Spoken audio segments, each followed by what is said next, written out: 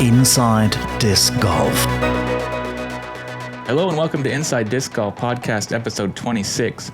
Today we have an Estonian Open preview for you and a recap of the Tali event this weekend, as well as some other action across the seas over there.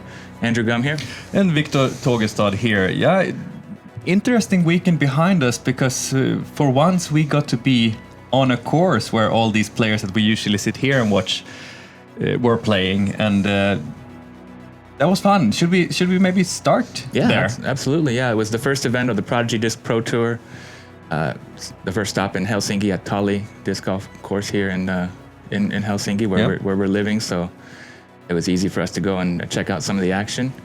And we weren't doing any commentary for this event. And we're not doing any for the Prodigy Disc Pro Tour this season. So it was a great opportunity for us to go and soak up some of the atmosphere, be in the gallery, and watch things a little more close up. It was a lot of fun. Yeah, definitely. And as much as we love watching things here in the studio and live streams, it's very different to be there on place on the site. On the site, and to actually get way more insight in everything that's going on between the players on the cards and everything. And that's really something that I focused on. I was there on Thursday to play a practice round myself and to see what the players were doing. I sat down and had a talk with some of the players and also just watched them practice.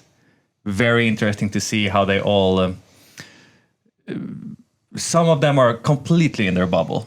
You cannot really communicate with them at all, and obviously you just need to respect that and sure, let it's their job, right? They're focused and they're trying to get the best performance, and only they know how that works for them. So it's like it's clear that they're there on a mission. Like I'm here to win. I don't have time to talk with some weird commentator from Disc Golf Stream.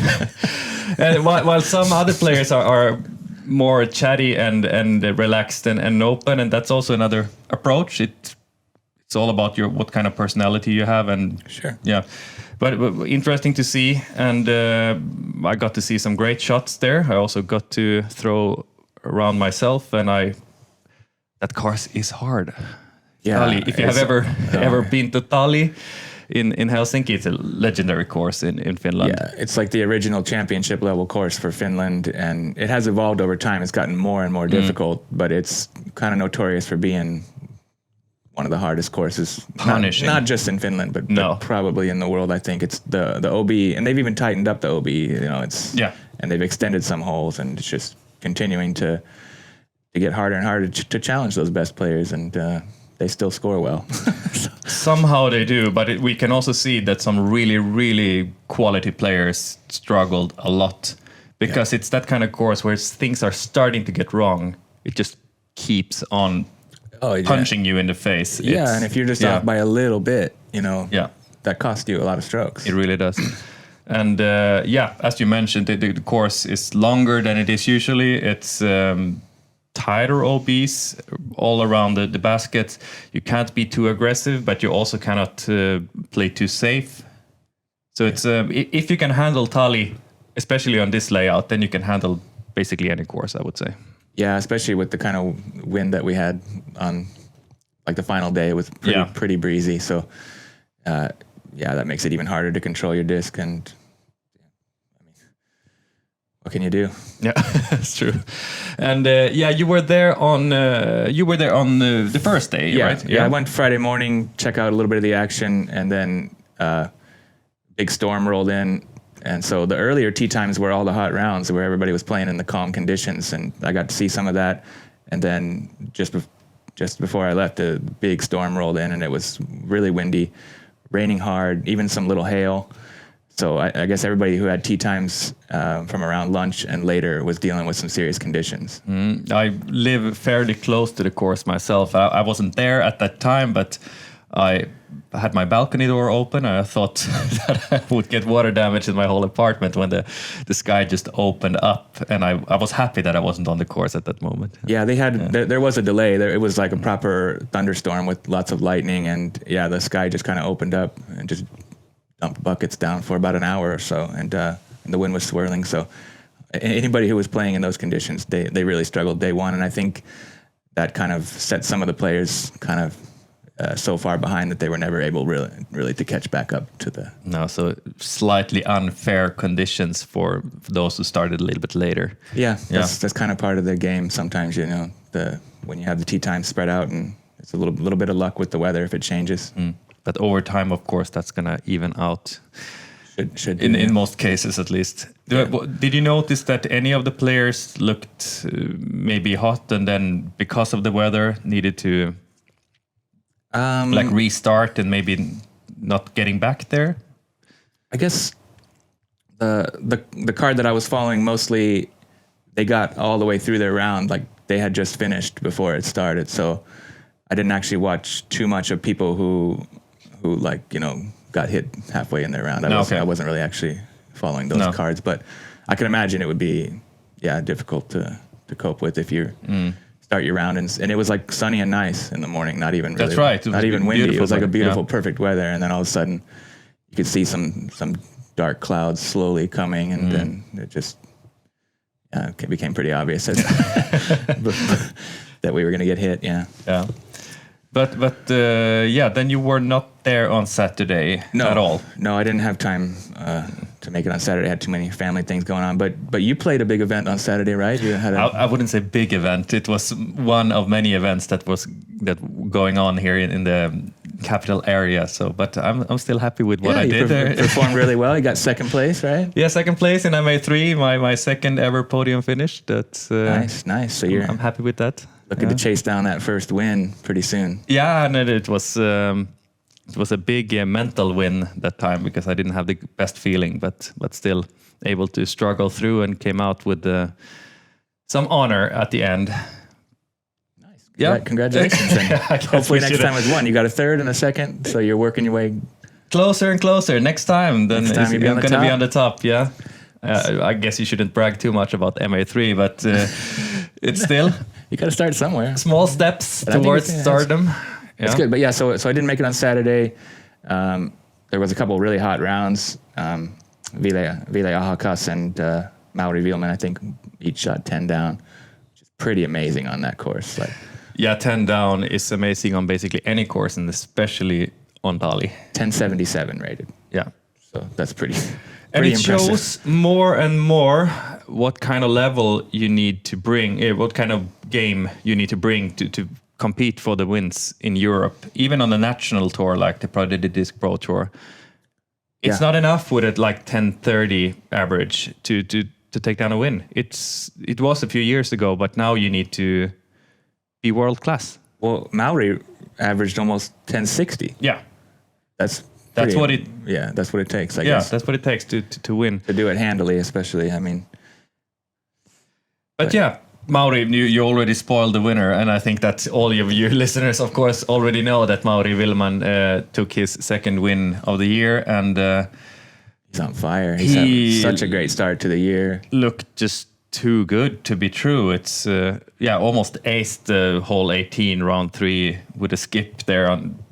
It was just unbelievable. I didn't watch the MPO card too much on the final day, but I saw the final stretch there at least. I mostly watched the FPO. But Mauri is unstoppable, and I wonder, is this his level, or is he just hit the peak right playing now? Out of his mind or something. I mean, he won the first event on the European Pro Tour in Copenhagen. He got 5th at Belgium, and now won the first event on the Prodigy Disc Pro Tour. That's a pretty impressive start to the year. And the way he's doing it also. It's not just that he is playing slightly better than his opponents. He's wearing them out. He's just not making any mistakes and scoring out of his... this is so much higher than his rating. He's rated just over 1,000, but he's playing 1050 golf right now. He's playing really world class. His rating, of course, is gonna skyrocket. Because he hasn't really played any bad rounds all year. It doesn't seem like. It seems like everything's 1030 or better. 1020 is the low point. He was almost on a podium in Belgium as well. So just outside, we saw him on the chase card basically the whole weekend. And and he climbed up there, shot hot the last round. Yeah. got into 5th place. So yeah, Mauri Villmann. I mean, it'll be really exciting to see this weekend if he can keep up with Paul McBeth. But he's from, he's Estonian. He's there in his homeland, and so I expect to see some chances. Yeah, I definitely think that Mauri Villmann could take another win at the European Pro Tour, and his 3rd win of the year. The way he's playing now, I see him as easily the best player in Europe at the moment. I don't think he has any challenger, actually. He's playing very, very well. Nestori Tukkanen came from was it chase or 3rd card to get? It was the chase card. Yeah. Okay, so he shot a 10:54 rated final round and got himself into 2nd place. Was just able to overtake Ville Ahokas by 1 stroke there. So Ville got another podium place, though, another 3rd. He's having a great year. He has shown some slightly higher class than he did most of last year. At least this is more of what we expected to see from Ville Ahokas last year. And this is what he was hoping for last year. Yeah. So it's coming now. Good to see him back on track and having a great season. Great start to the year. So Lauri Lehtinen finished just off the podium there by 1 stroke, but that was his first event back after injury. He's been off for about over 6 months, I think. Yeah, he hasn't been throwing basically anything since Worlds. I think that August last year, it was at Worlds he got injured, and so it's been almost 8 months or something. Yeah, long time off. So good to see him back, and he was in pretty good form. Shot a 10:53, 10:46, dropped off a bit final round to 10:17, but pretty solid play from him. So I want to talk a little bit also about Nestori Tukkanen. Sure. Finished 2nd, and I waited the whole last year for his breakthrough. You already had him on the radar. I did, and I mentioned him as one of those for the All-Stars event in Spain. That's right. As one of those players that I wanted to keep an extra eye out for. And I think this might be his breakthrough. I think he's there. That's a solid finish. If we don't think about Mauri Villmann, because he was in a class of his own, he's right there. Yeah. He's right there, and he's beating all the Finns. And I think Nestori, watch out for him. Yeah. Currently 997 rated. I'm sure that's going to boost up over 1,000 in the near future. And he has been around there for quite some time now. Sure. So it's just a matter of time before he finds that extra next gear and can level up. Do you know anything about him personally to share? No, not really. I have watched him a little bit here and there, and I really liked what I've seen. And he's still a very young player. He's also been doing the military service now this year, just like Lauri and Christian Kuoks and Daniel Davidsson. So it seems like a recipe for success, that military service. Discipline training. Yeah. No, but I think that can actually be a big part of it, just to maybe get away a little bit from the disc golf bubble, but still be perspective on it. Yeah, perspective, and still be in an environment where you get that kind of discipline and structure. Yeah. And maybe I don't know how much these players have been able to practice during the off season, but he must have been able to throw some, at least the way he's playing right now, Nestori Tukkanen. That's a great performance. Yeah. So congratulations to all those players. What can you tell us about the FPO field? You got to watch a lot of it up hand. I watched some, but you watched a little bit more. Yeah. So I was trying to stay with them for the whole 3rd round. I dropped off a few holes here and there to see some other players as well. But what struck me the most watching the FPO lead card was how the players are handling the pressure differently. And it's clear to me that Heidi Laine is the strongest player mentally. Like she has that she comes in as a favorite. She's comfortable in that position. Whenever she misses a shot, she is just 100% focused for the next shot. And like, okay, how am I going to solve this problem? Sure. You don't see any kind of change in her posture or in her face or anything. It's more like, okay, new challenge. Right. How am I going to solve this? Seems like a pretty good mental game. Yeah. And compared to, I have to say Jenny Karppinen, for example, she finished 2nd here, and she played really good day 1 and 2, I believe. She's having a great season as well. Yeah. But that's so different from Jenny. she could match Heidi when she's playing her best. Sure. But if Jenny is missing a shot, you see it in her whole posture. She shrinks down. She is letting the emotions take over a little bit too much. It can be good to let your emotions really be a part of your game. Yeah, and help motivate you. Exactly. And stuff like that, right? As long as it's not distracting from the execution, right, in the moment. But I felt that was the biggest difference between the first and second place here, the way that Heidi just kept on going. She was hyper-focused. She made a lot of mistakes as well, but she was always able to repair them. She wasn't letting it kind of beat her up and linger with the emotional damage or anything from any of it. Yeah. And the next shot looked exactly the same. Just the way she was throwing, while in Jenny's case, she looked so different after a good shot or a bad shot. So that's something I think Jenny needs to work on, and I'm 100% sure she's aware of this. And I'm not worried about Jenny in that way. But if she can get that under control, she's gonna be even more dangerous on the course. Yeah, I think there's a pretty good chance of her taking down a big win this year, and she's really, really shown some great skills and some improvement from last season with the overall game. So, yeah, maybe if she can find some more comfort in those stressful and pressure moments and overcome some of the feelings. Exactly, maybe, or something, yeah. Because there are a few players that are as fun to watch as Jenny is when she's playing good. Yeah, that's true. Yeah. We've noticed that before. She's very very positive. Exactly. For everyone around her as well. So I think she could lift the whole atmosphere overall just by being a bit enjoying it a little more. You see where I'm going. Yeah, sure. And then I also want to mention Silva Saarinen, of course. What a roller coaster to watch her. And you notice it even more when you're there, when you're standing next to her, when she's throwing, because she's just going for absolutely everything. I love that style, though. That's my kind of disc golf. So I'm a big fan of that.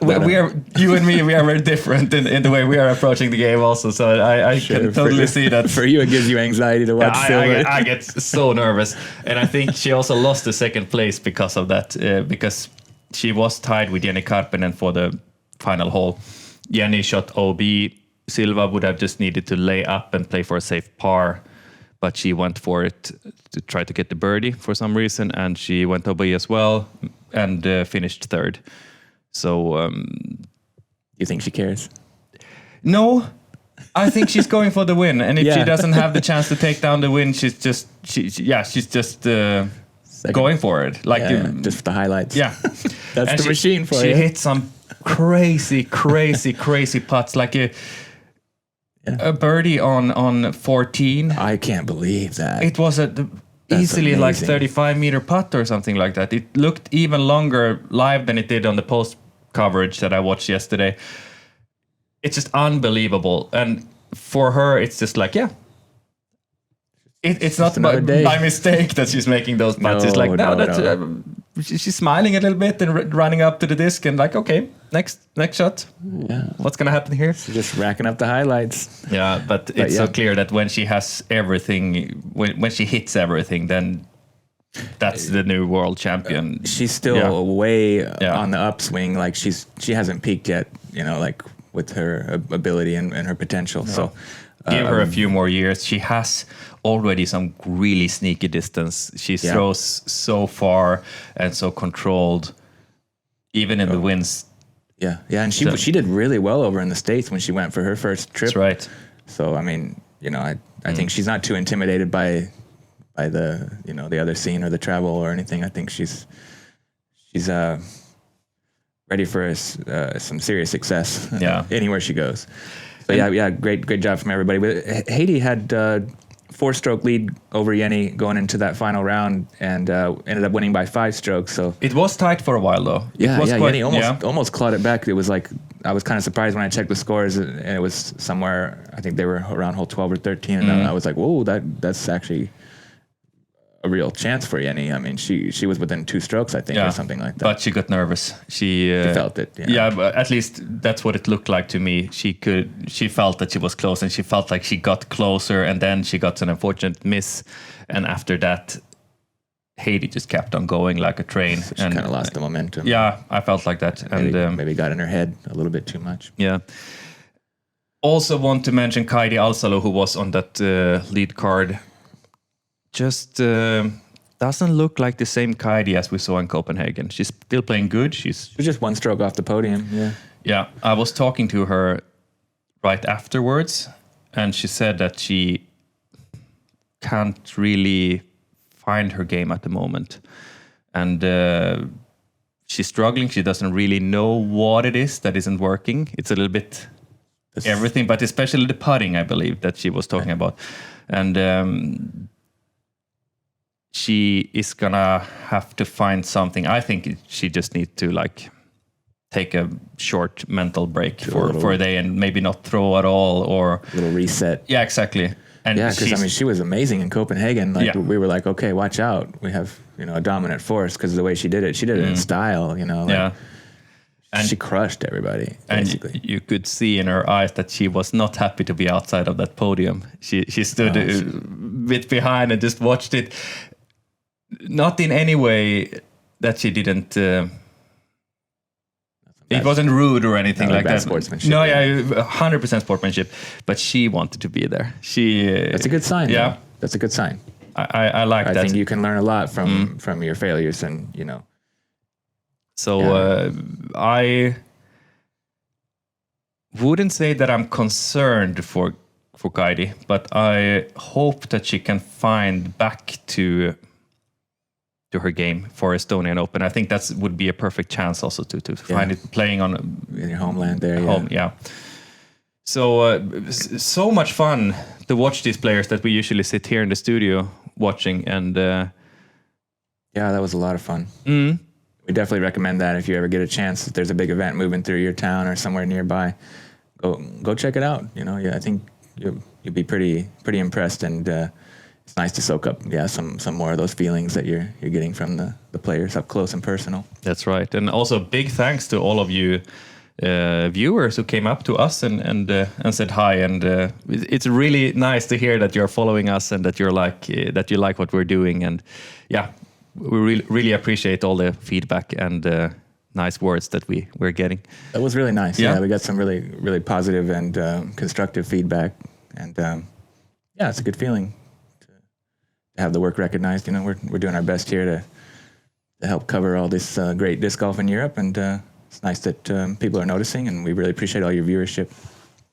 But that's it for Tali. Maybe congratulations to Mauri Villmann and to Heidi Laine for your wins on the Prodigy Disc Pro Tour, the Finnish National Tour.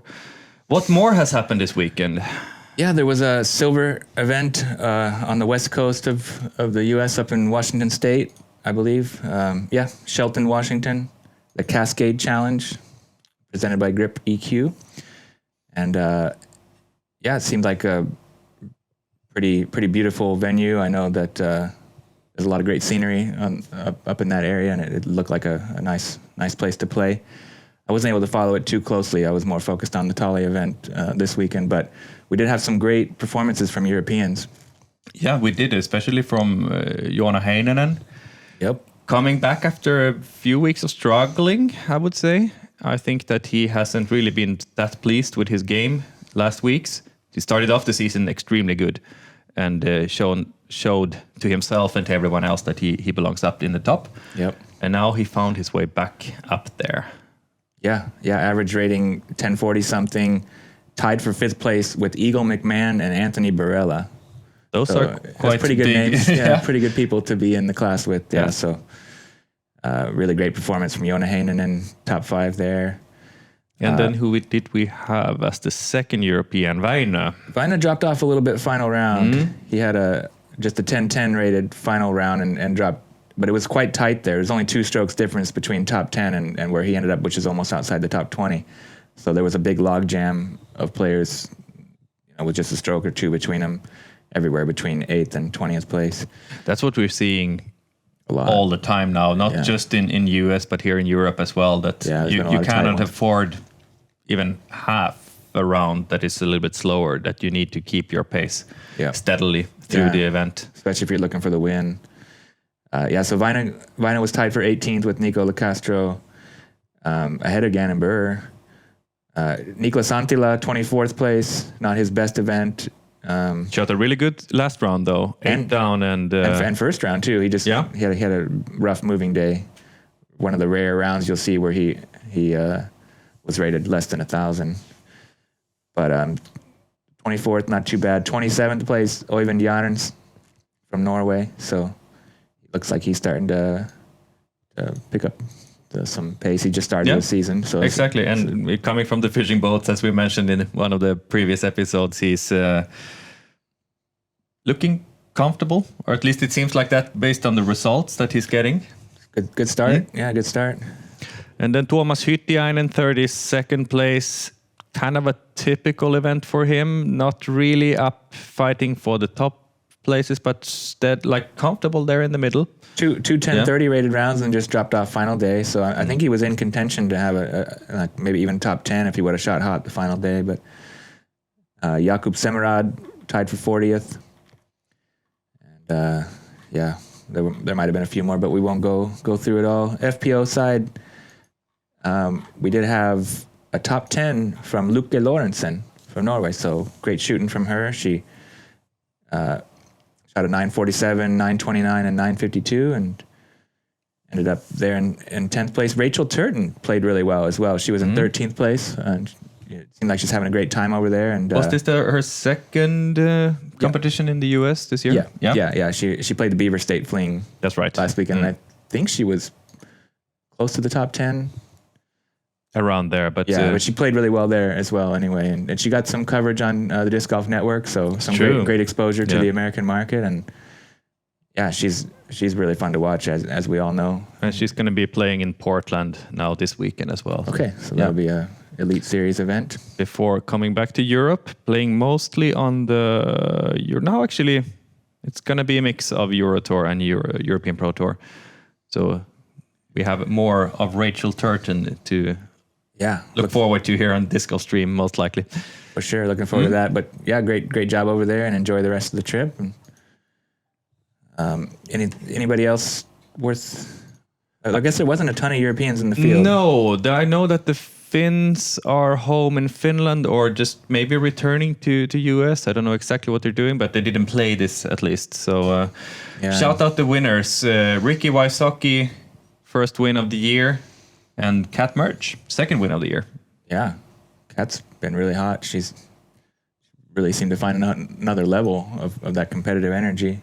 And great to see Ricky back in good health and playing well. Yeah, we need him in the top.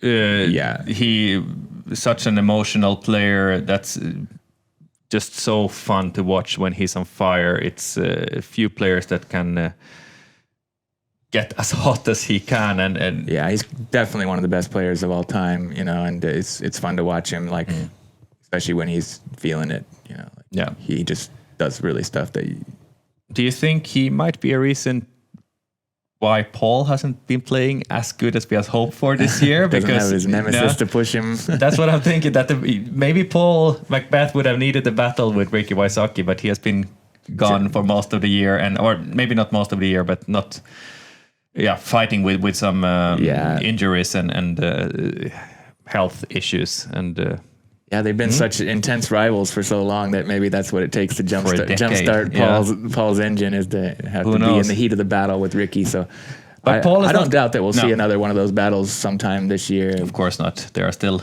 right there in the top. Maybe not on the absolute top right now, but they have the potential to climb back up there, both of them. Yeah, and with the kind of meat of the whole season coming up here in the summer, they're going to try to peak, with their performance as always for the majors and stuff. Yeah, we have some big events coming later this summer, and I can't wait to see what they're going to do there. It'll be a lot of fun. Yeah, so there was the Cascade Challenge. There was also the Tim Selinske U.S. Masters taking place, and that's a major for the age-protected divisions. We did have a European finish in the top 10 in the MP40, so shout out to Tony Farrow. That's big, actually. That's not easy to get up in that top 10. No, this is his first ever Masters competition. So great to get a top 10 at a major in your first ever Masters competition. He beat some really big names: Shasta Chris, Matt Dollar, Bobby Music. Yeah, some really legends of the game. And then look at some of the names that are in front of him as well. So you really can see that it's not easy to get. Oh, and a thousand top. Yeah, true. Yeah, $1,350 is pretty good payout. And congratulations to Philo Brathwaite getting his first major win of his whole career. So well done. And he was battling out with Kale Laviska. Looks like it went to a playoff. Yeah. Yeah, Kale playing good still. David Feldberg, another big name there on the 5th place. And another one of the best. We also have big names in the FP40, Masters 40. We have Ons Goggins taking down that win. Dominant win, yeah. Ahead of Jennifer Allen, Holly Finley, and Sarah Hokum and Zoe Andike. They're all big profiles they're playing. Yep, they play a lot of Open, yeah. Yeah. And then also another big name taking a major title, Johnny McRae, battling back from his health issues last year, and so impressive. He's back to where he was, and maybe even better. Seems like it. Yeah. So, and how close that was to be really, really, really bad last year with two major heart attack. Two of them. Yeah. So really nice to see Johnny McRae, such a nice guy, being up there at the top in the MP40. Yeah, 50. Sorry, MP50. Yeah. Yeah. Jay Yeti Redding finished 6th. My fellow Iowan. Got to shout him out. Of course. I don't recognize too many of the other names, but I don't know if they're... Juliana Korver's also from Iowa. I got to shout her out. She won the FP50. So, but anyway, I don't think there was too many other Europeans that I'm aware of competing. I was scrolling through and I couldn't see any names that I recognized, at least. So if there were any Europeans playing, let us know. And sorry for missing you. Yeah. But let's go on. So it was a pretty exciting weekend for disc golf. A lot of different stuff going on. Yeah, hard to watch everything, of course, but we're doing what we can. But this weekend we clearly had our focus on home event here in Helsinki and Tali, and we enjoyed it. Yeah, we really did. What's happening next week? Or actually this week already. Next weekend. Yeah, this weekend. Third stop on the European Pro Tour, Estonian Open, Kurvimaa course, one of the most beautiful properties for disc golf, and there's a lot of other stuff going on there as well. Lots of summer fun on the resort type of a property they have there. Yeah, it's one of my favorite events, one of my favorite courses I've ever played. Not the most difficult course, maybe that's the reason why I like it so much, but it's definitely attackable, isn't it? Even for those without massive distance, which is, I find that a lot of fun too. Yeah. But it's not as easy as it might look like in some cases, at least. But yeah, just a beautiful place outside, 45 minutes outside Tallinn, and some great players are going to be there, and I expect to see some great action already on Friday. Yeah, Friday it all starts early morning for the FPO. We got separate streams going on all year long for FPO and MPO if you don't know already.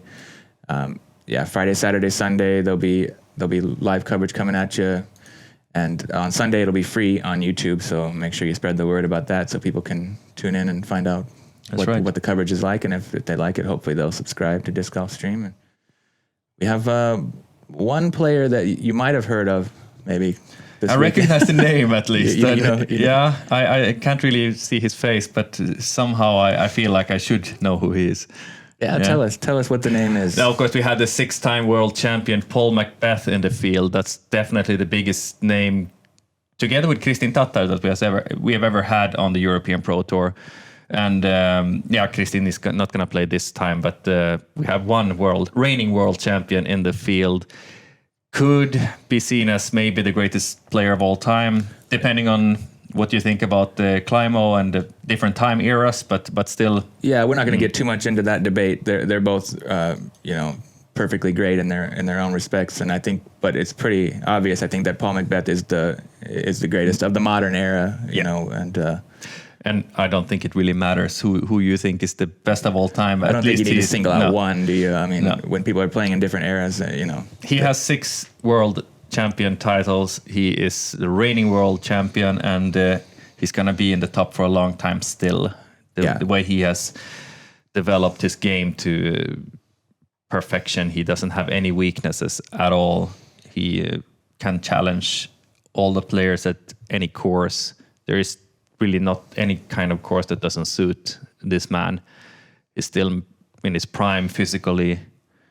So yeah, and one of the most driven, competitive players in the sport by far. I think he has been a part of raising the professionalism in the sport to what disc golf is today. We can thank him for a lot for where we are now, and kind of for the next chapter of his legacy. He's also doing the Paul McBeth Foundation, where he's helping to build courses in places where it's not so big yet, or it's underserved, underprivileged type of communities, and so he's started another chapter for his legacy, and that's off to a really great start as well, it seems like. Yeah, he has been spending some time in Spain now.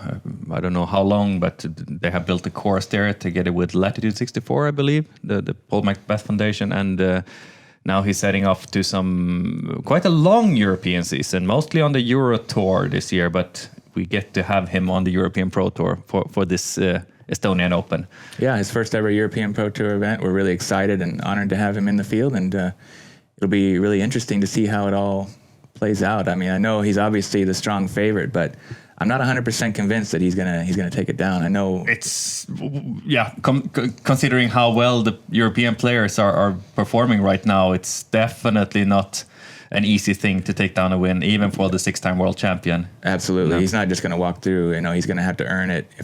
I mean, of course he wants it, but it'll be really exciting to see.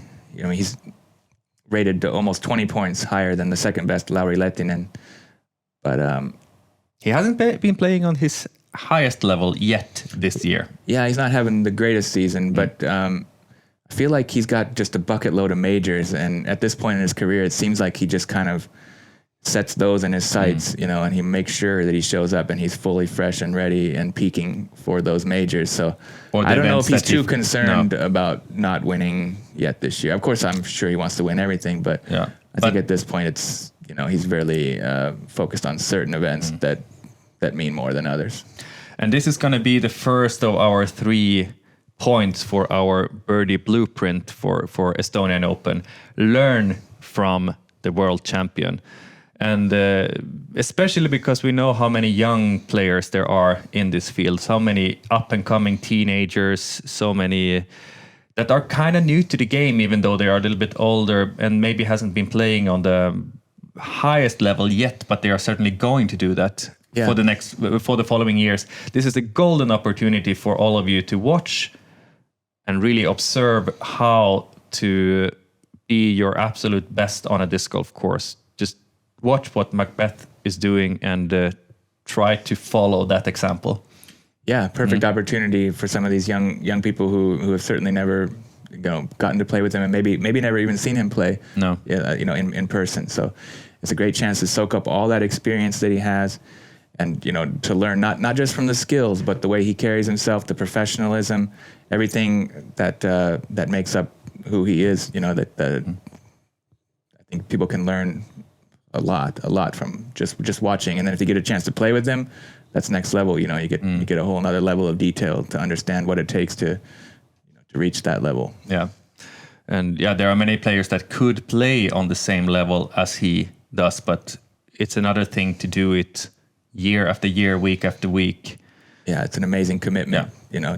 He's put his life into this, and we're all better for it. So big thanks to Paul McBeth for everything he has done, and we're really excited to have him coming on over.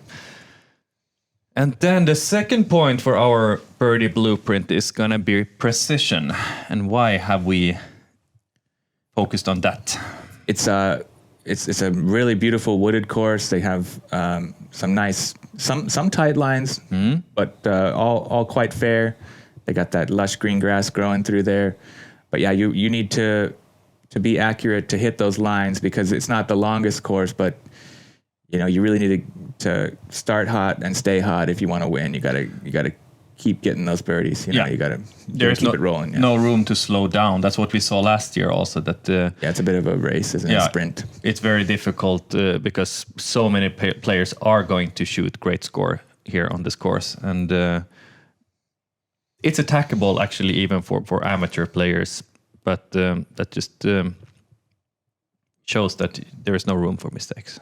And for these top pros, you know, that's another challenge of its own, is to dial down the speed. That's right. And to focus on touch, to make sure that you're getting the speed control. That's something hitting the angle just right. We talked about that a lot for Belgium. I think it's pretty similar type of a thing that we're talking about here. We just worded it a little bit differently. But yeah, it's just about control and capitalizing on the opportunities. The player that's hitting the gaps most often and hitting the putts, they're gonna score the best. And that may sound obvious, but I mean on this course particularly. Yeah, it's not the longest one, but it's so beautiful. So that's gonna be our third point. Enjoy the atmosphere, because the course is beautiful. Everything around it is beautiful. The clubhouse and you're teeing off from the terrace in the restaurant basically, so it's the world's largest tee pad. Yeah, pretty cool. There's really great facilities, great amenities. You know, there's a couple of saunas there, a lake you can swim. There's lots of other activities as far as like hiking and some climbing and football pool, archery, you know, there's lots of fun things. It's like a resort type of a property where you can do a lot of fun things, but we're just saying that you should enjoy what is there, kind of soak up the atmosphere, and maybe that can provide some kind of positive energy to help you play better. Exactly, especially maybe after a bad round. If you feel that you haven't really found your game, just sit down, relax, and enjoy whatever things you might find fun there at the course and at the area. It's just a really nice place, and I was so happy after visiting Korvamaa last year. It's very therapeutic, just to be there. There's, of course, the nature is very beautiful, but there's also a really good social setting. You know, the way that everything's set up, it really encourages kind of people to have fun and be together and to share the experience. But yeah, I think those are pretty good points. Let's see who can learn from the champ and be accurate and enjoy the atmosphere. That player is gonna do great in Estonia. And even if they don't win, they're still winning because they will have learned so much. You know, and had such a good time. They'll have the memories and. So is it time for our little game? We have been talking for a long time already, so we might need to maybe not rush this, but not talk. I think we're right on schedule. That's right. I have created a sheet here, a spreadsheet that we can keep track of our picks, and I think that it's your turn to start this time. The MPO? Yes, you started in Copenhagen. Okay. I was under the impression that I had the second pick. Who knows? That's good news for me. I think it actually is you who get to start. Yeah. Okay. And I think I know who you might pick. Okay, but before we start, in case you're not familiar yet with what we're doing, if you're just tuning in for this episode, we're each picking 5 MPO players and 3 FPO players, and we're scoring at that whatever place they finish in. That's the amount of points that you receive. And if they finish on the podium, you subtract 10 points. And if they finish first, you subtract 25 points. So you want as few low score as possible. And you took quite a big lead after Belgium. Right now, you're ahead with 157 points, and I have 212. So it's, It can change pretty quickly, though. It really can. You had a big lead after Copenhagen, but I did pretty well in Belgium. 49 points you got there. That's a record so far. Yeah. Okay, so there you go. Now you understand what we're talking about, hopefully, and let's get into it. Let's do. I have a few potential picks here, but I think I might need to cross over one of those potentials already now. When you're taking, do I get to say who you're taking? You might as well. I think it's pretty obvious. I think you're gonna take Paul McBeth as your first pick. I will happily take Paul McBeth any day. That's right. MPO 1. Paul McBeth for Andy, and we have talked about him enough. Yeah, I mean, even if he's not having his best season, he's always a huge threat, and I think this is going to mean something to him. You know, he's coming over to Europe, I think, to make a statement and to kind of, you know, play some new courses and have some fun. But also, I think he's ready to start kind of picking up the pace on his season. I think so too, and there is a reason he has played. He has decided to come and play for so long in Europe. It's an experience I think he has been missing, and now he gets to really commit to the European tours. And I think he's going to have a lot of fun. He's going to be in the center of attention all the time, and I think he enjoys being there. Yeah, and it's amazing how much a profile like that can lift up the whole scene. So, you know, we're certainly expecting that it's going to boost our viewership here, and that it's going to gain a lot of interest from the American audience into the European scene in general. So that's great. Good first pick. Could you imagine who I'm going to take as my second pick? Mauri? No, I'm gonna take Mauri. Okay, Mauri, yeah. I guess that is pretty obvious. No, sorry, you got me a little bit of Mauri Villmann. That's a great pick. Yeah, of course, we have been talking about him a lot. The way I see him as the hottest player in Europe right now. Yeah, you can't really deny that. I mean, he's been so consistently finishing well and performing well. Had that big breakout win in Copenhagen in the playoff, but then the way he backed it up, you know, in Belgium, he didn't get on the podium, but he was right there. Yeah, and fifth place. And being an Estonia player, playing on home soil and on the course, I think. Let's see what he did there last year. He finished at 27th place, so not the best event last year, but he's on a different Mauri level Villmann right now. So that doesn't really matter what he did last year. He knows the course at least. That's always he has played it before. Yeah, so that's an obvious first pick for me when I didn't have Paul McBeth. Yeah, that's actually who I thought I was going to pick, because I thought we had it reversed. I thought you were. Maybe we got it wrong, and in that I think it's right though, because you had the first pick in Copenhagen. Right. Yeah, and then I got the first pick in Belgium, and now you get the first pick again. Okay. Yeah. All right. Yeah, that's a great one, and I think there's a pretty good chance we're going to see those two battling it out final day. I wouldn't be surprised. Maybe not just them, but but they are at least those two. Yeah. I think another guy who's going to be right there in the mix with them, you know, pushing them to the very end is Lauri Lehtinen, and that's why I'm going to take him for my second pick. He did just that last year, we're battling with Niklas Anttila then. That's right. Up until the final stretch. He actually had the lead going into the final round. I think he had 2-stroke lead, and maybe... He was extremely hot on day one. Then he slowed down a little bit on second round, and then, they were able to catch up with him. And then he was battling with Niklas for that whole last round. Yeah, they were kind of going back and forth, and we really didn't know how it was going to finish out there until the very end. And Lauri stuck it close, and put the pressure on Niklas, and then Niklas just put it right next to the basket for the win. So that was a really exciting finish. If you haven't seen that, go back and check out the coverage from last season on Disc Golf Stream. It's always exciting on Disc Golf Stream every time. Yeah, and it's nice to go check the same course that we played last year. You can kind of get a little bit understanding of what to expect for the coming weekend. But yeah, I'm taking Lauri Lehtinen. You're taking Lauri Lehtinen. Who can I take then? I'm going to take a Finn as well.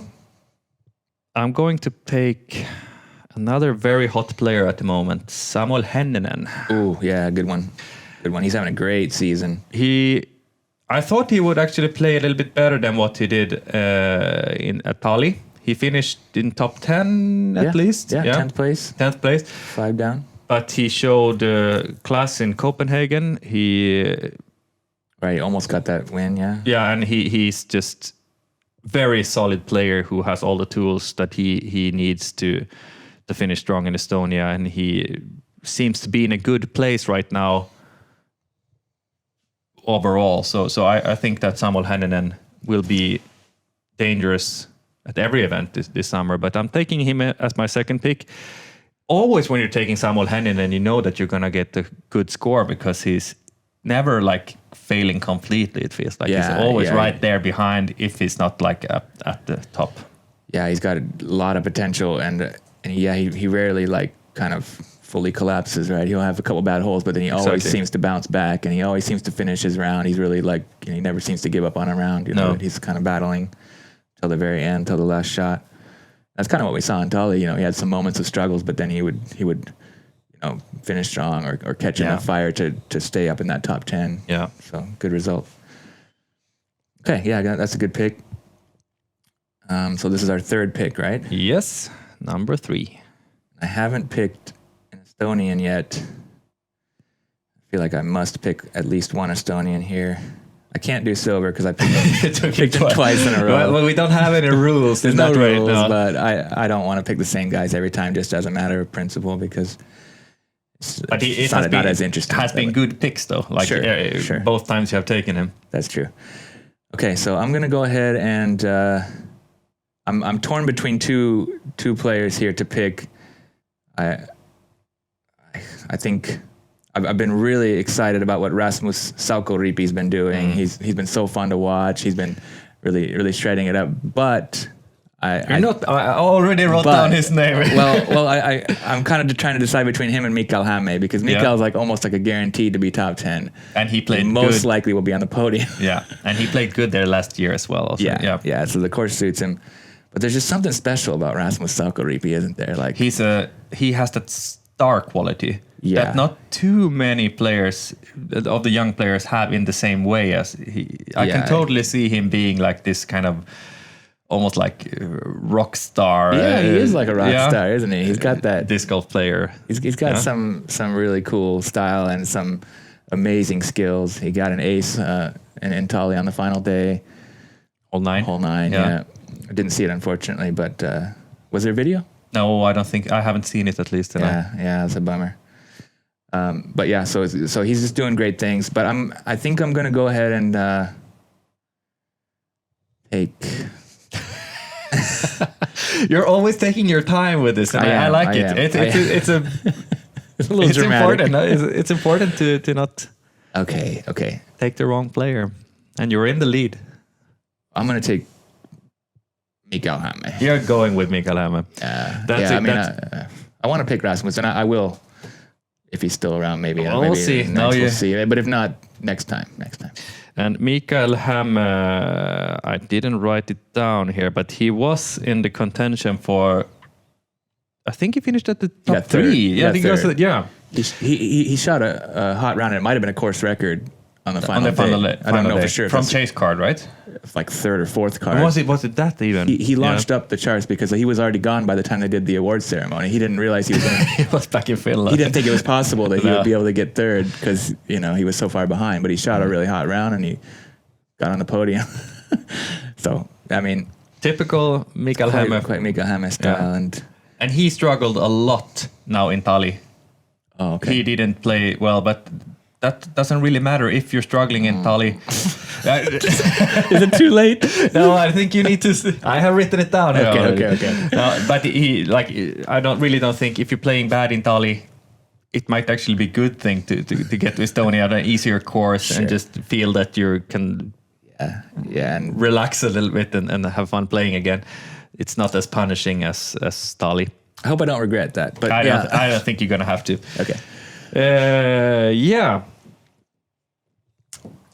The Estonians. There's a lot of good ones. There are a lot of good ones. There is one player who hasn't really shown. Oh, did I not take an Estonian? You took. Haven't done so yet. No? What was all that talk about? You took a Finn. And I am so sorry. Well, you still have 2 picks to go. I'm going to take my second Estonian. I'm going to go with Rasmus Metsamaa. Good one, yeah. I think this is the time for him to find his game. Yeah. Hopefully he's fully recovered from his knee injury, and this is the type of course that he can shred.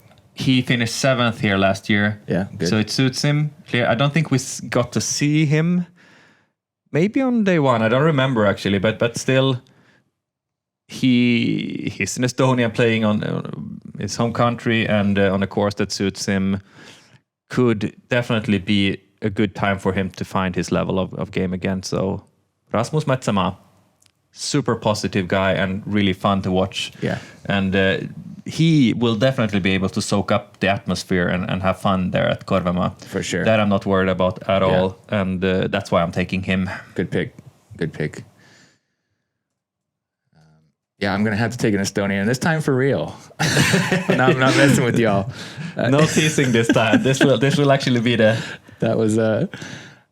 real deal, yeah. I'm going to go with Matias Villata. Also a good pick. Yeah, I think he hasn't really done anything too like stand out or flashy or special yet this year, but he's been kind of right there in the top 10 and 20 like consistently. So I think maybe he could kind of elevate some of that. Maybe this is a chance for him to shine in his home country, and kind of hoping he could get up on the podium maybe. But it's pretty fierce competition. He told us last year at the press conference that he doesn't like the course so well. Like, he likes it, but for some reason he never plays well. Never plays well there. But I still think he finished quite good. I don't have it here, but I think he was in the top 10 last year. Do you have it there? No. No. Sorry. But he played way better than what he was. What he made. We will have it here in a second. But still a very, very good player, and he is off to a great start of the season also. So I'm not worried about Matias Villata. 14th. Yeah. So still solid if it's a course that you don't feel that you're too comfortable with. Yeah, and not too far back. Only 5 strokes behind a podium position. Yeah. Let's see what that round rating from Mika Hame was 1064 rated final round, 47. So I don't know if that is actually the course record, but that was the hot round of the day by far. Yeah. Now it's my turn to pick number 4, and I have 2 Estonians already. I also have 1 Finn. I'm thinking that I will go outside of Europe. Really? I'm thinking that I will go to Australia. You're going to take Luke. Luke Bain will be my 4th pick. And you stole the Bain train. I wanted on the Bain train. You have stolen too many picks from me, so now I get to take the Australian in the field. That's kind of a cool guy. Like it's nice to have Australian all the way here, and he toured a little bit in Europe last year, so quite a bit actually. And it's really nice to have him back. Starting the season in great fashion this year. He hasn't been playing in Europe yet, but he has already, I think, 4 or 5 wins on lower tier events, and he finished 12th in Estonia last year. We didn't get to watch him too much, but I have a good feeling about him. He's probably very excited to come to Europe and play on this course again, where he knows that he can play well. So I'm thinking that we will see a pumped up Luke Bain in Estonia. That's why I'm picking him. I think it's a great pick. 1002 rated. I was actually planning on picking him. Yeah, I wanted on that Bain train. Had a real good feeling about it, but that was a good pick, man. I have high expectations on him. Yeah. Okay, so that was going to be my next pick. That makes it a little more difficult, but I'll figure something out here. There are a few Finns that you could take. Do I have 2 already? That's the problem. But yeah. Well, give me Rasmus Salkaribi. Then I don't have to. Yeah. Then I don't have to regret. If I have them both, then I can't really complain that I. That's take the wrong one. No. So 1 pick left for me then, and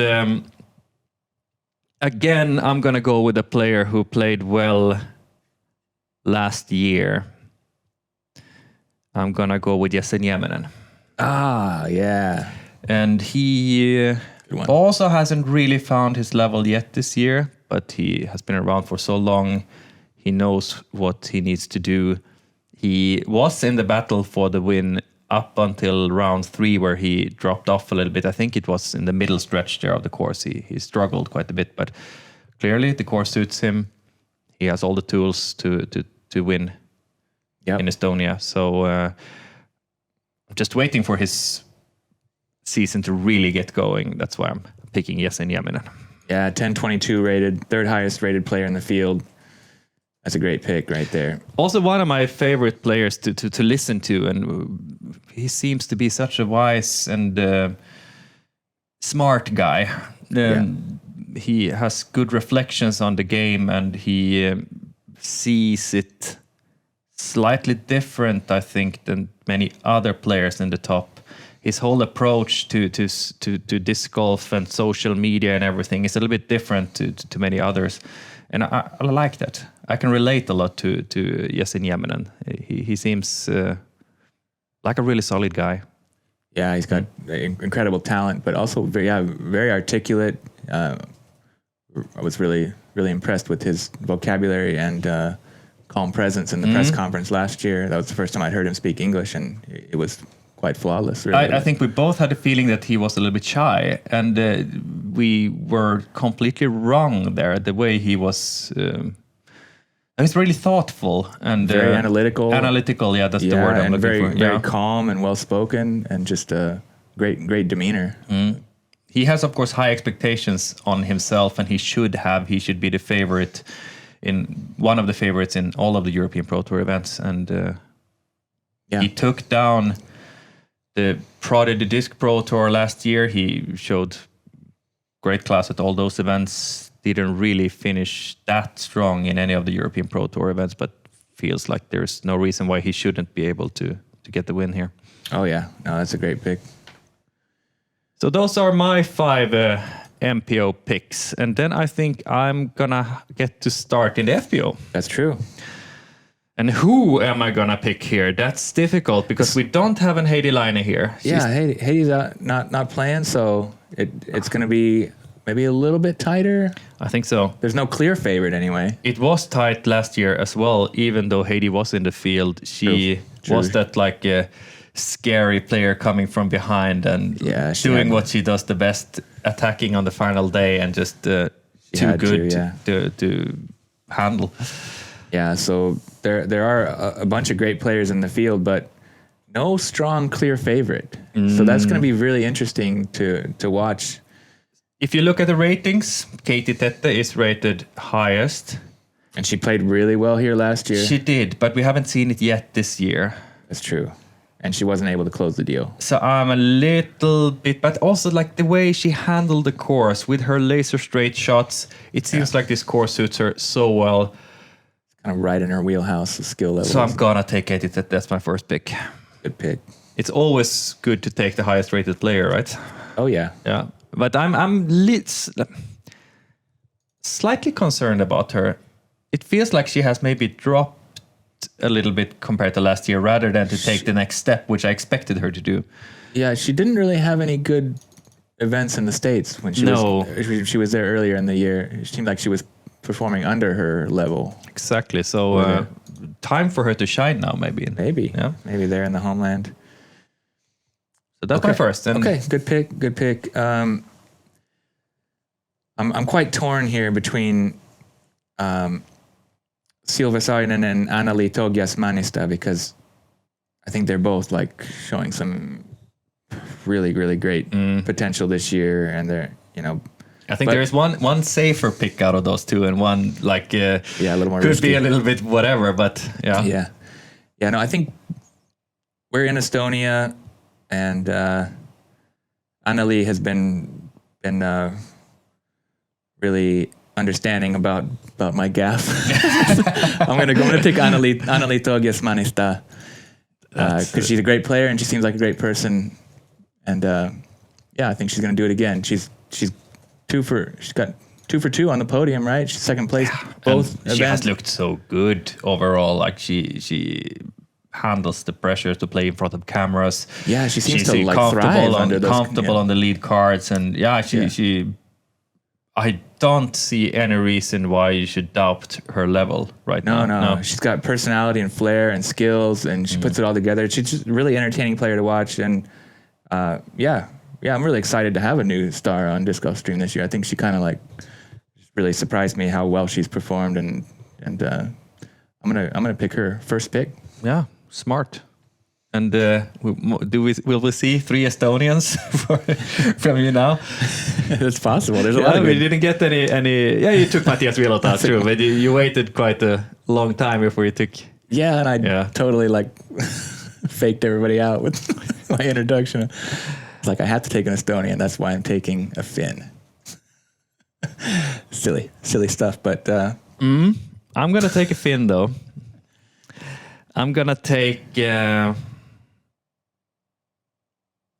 I can't decide which one, but there are 2 players I'm thinking about. Jenny or Silva? Is that right? No, I'm actually not thinking about Silva right now. I'm thinking about Tinja Väisänen. She's been pretty consistent as well. And also, that seems to be my theme with the picks this time, to pick players that perform well on this course last year. That's smart. Because it is a little bit different course as far as the way that it sort of seems to score.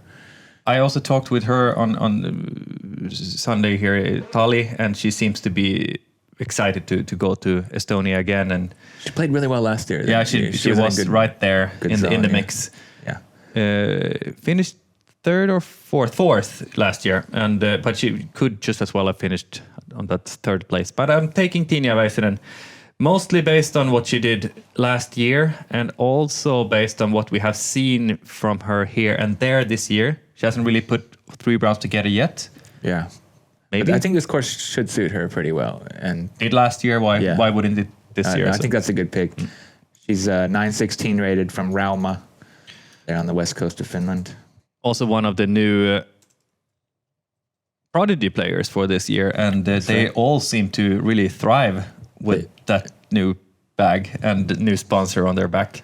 So they really nailed it in the off season. They picked up so many great players and really thoughtful about the picks. I think Seppo had a lot to do with that, with the recruitment, and I mean they must be incredibly happy with the way that their players have performed so far. They're unstoppable. Even the players that haven't won, they've been close. Yeah, they have been like on so many lead cards and hot scores. Yeah, lots of great exposure. Most of all, they have all raised their level, I would say. Yeah.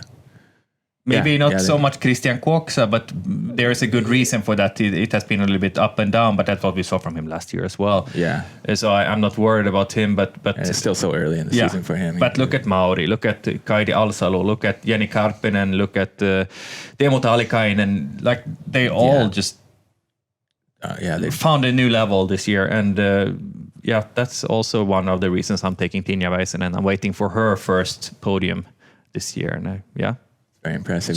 Super positive player who also, I think, will have a lot of fun there in Estonia, able to soak up the atmosphere. She's very outgoing and that kind of charismatic player who seems to have fun. Exactly. I think Prodigy does a great job of supporting their players, and maybe that's some part of why they're feeling or performing so much better. They do get a lot of support, in a lot of different ways. So it's a great partnership for lots of those players as well. Let's pick up. Yeah, I think the second pick for me is Silva. I'm gonna go with Silva.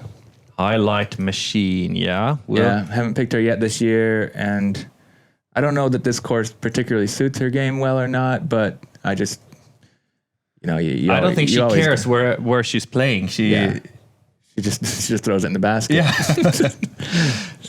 that's what it's as simple as that. Just disc in the basket. And she did one of the crazier things I saw during the hole last year when she missed a putt on hole 18, rolled away 20 meters down the hill and just steps up to it, doesn't even take a second and just slams it right up in there in the basket again. That's just Silva Saarinen.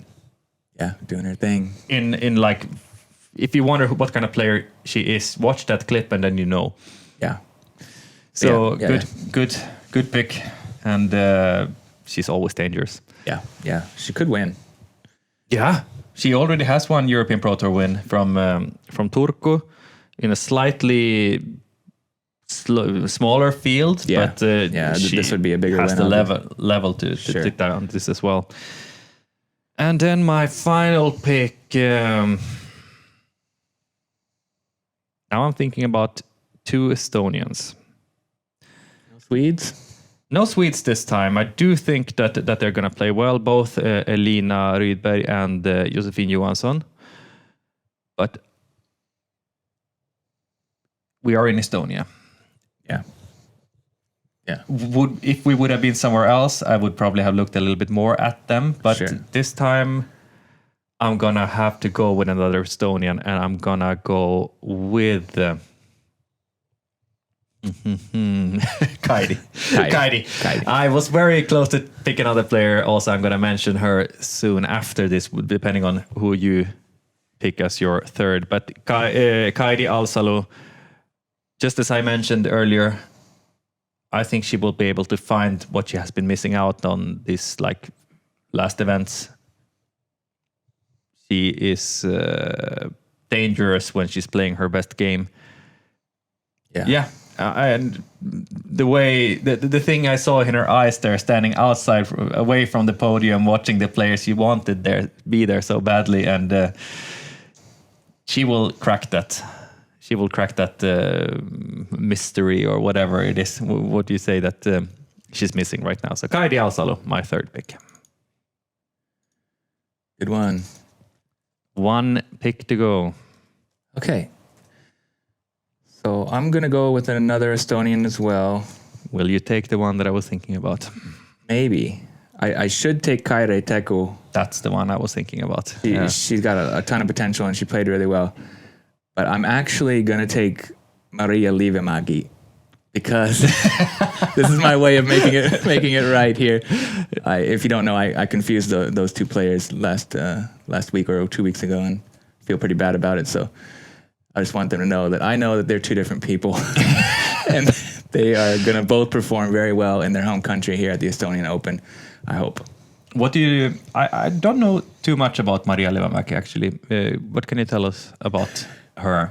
I don't know that much either. I just know that she played very well in Belgium last year. She's not super highly rated, 879, but as I remember, she had really good control off the tee, not like crazy distance or anything, and pretty solid all around approach and putting. Yeah. Then it sounds like a good pick. Yeah, and but I wouldn't be surprised to see Kairi Teku perform really well. What has she done this year? Has she been playing outside? Yeah, she actually won the Monday qualifier yesterday. I didn't even know that. We should have mentioned that. We should have mentioned it. We can have a look at that score. So Maria Villmann took the FPO win there in front of Tele Toomsalu. Who I don't know who it is, but that's the only name that is familiar to me, at least in the Monday qualifier, Maria Villmann. How about the MPO? What happened? MPO, Mauri Villmann. Nice. Shot a 13 down. And Roland Cour. I'm wondering... We didn't pick him this time, did we? No, didn't pick Roland Cour this time. Yeah, I think he's going to do well here. I'm surprised that he even played this. Because they should have been qualified already, right? Both of them. Yeah, but maybe they get to play it and they don't. Like a practice round, yeah. So 13 down for Mauri Villmann. I'm quite happy about having him as my pick. That's now. A 45. That's what rating? That's 1068 rated round. He is the hottest player in Europe right now, without a doubt. And Roland Cour, 1049 rated. He is 15 or 16 years old. 15. We have mentioned him in earlier episodes. I see a potential big star in Roland Cour. Yeah, he's even been a guest on the show. So yeah, that's right. Check out that with Rasmus Metsema. That was a lot of fun. But yeah, incredibly talented and very young and still growing and still getting better. So keep an eye out for that. And keep an eye out for all the Estonians, and of course keep an eye out for Paul McBeth, the 6-time world champion, who we are so happy to have here on the European Pro Tour in Estonian Open 2023. Yeah, it all starts on Thursday evening with the press conference, and then live coverage for everything Friday through Sunday. So here you go to Disc Golf Stream and check out all that incredibly hot action coming your way this weekend. If you can't be in Kõrvemaa, then follow it all. We are going to be here in the studio booth watching Estonian Open, and you can follow it all here. We are going to have separate streams for FPO and MPO. You're not going to miss a single shot here. Looking forward to it. Yeah, we'll see you there. We do. Thank you for today, and Be with us next time. This is Viktor Torgestad. Andrew Gum. Signing off. Goodbye. Inside Disc Golf, the European Disc Golf podcast. Everything about European Disc Golf in one podcast.